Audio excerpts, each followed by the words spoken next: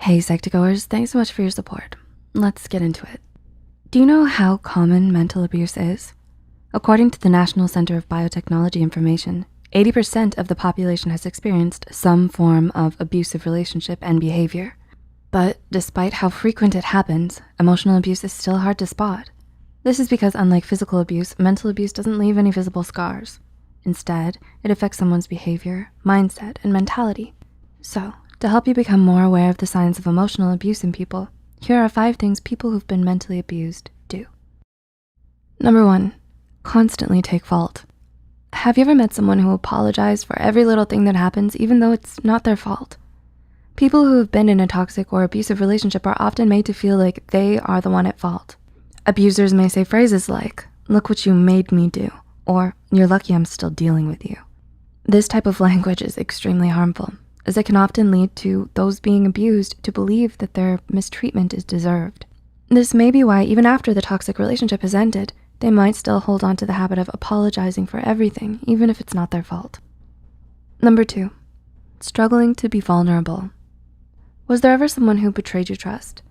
After it happened, did you feel like you could never open up to anyone else ever again? This also happens to those who have been in an emotionally abusive relationship. Once they leave their toxic relationship, they may struggle and find it difficult to be vulnerable with another person again. Thoughts such as, what if they become toxic too, or I can't trust anyone but myself anymore, may fill their heads since they've been deeply hurt before. Number 3, they need constant reassurance. Have you ever felt like you're not good enough? Degrading someone through verbal attacks is a form of emotional abuse. Perhaps someone has told you that you're not attractive, you're not funny, or you're not smart enough. Or maybe they'll say that there's nothing you can change to be good enough for them. If you've hurt someone like this even once, you know how awful and hurtful it can feel. So when someone hears this every day, it can definitely affect them throughout their entire lives. They may end up feeling inadequate and insecure about themselves and require constant reassurance. Building their self-esteem back up takes time, so you may want to try to be a little more patient, empathetic, and encouraging when you're with them. Number 4, breakdown during small conflicts. Have you ever gone through a meltdown over something really small? It's most likely that your breakdown is caused by a number of previous incidents that grew more and more overwhelming as they piled on. Since people who have been mentally abused carry on a large burden from their past, small things may easily become overwhelming and trigger their insecurities or memories of their past traumas. This in turn may cause them to experience a breakdown over something that looks seemingly small. So if you ever see someone go through something similar, try to remember that there's likely more going on than you know.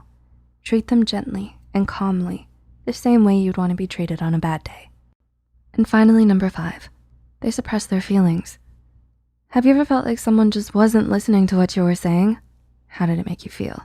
Invalidated? Unimportant?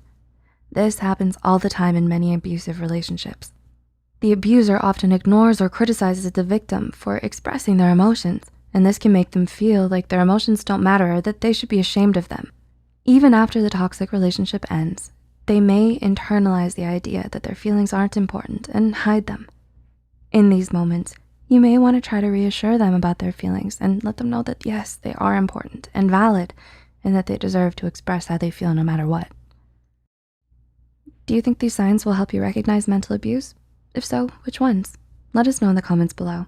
If you found this video helpful, be sure to share it with those who might benefit from it, and don't forget to hit the notification bell icon to get notified whenever Psych2Go posts a new video.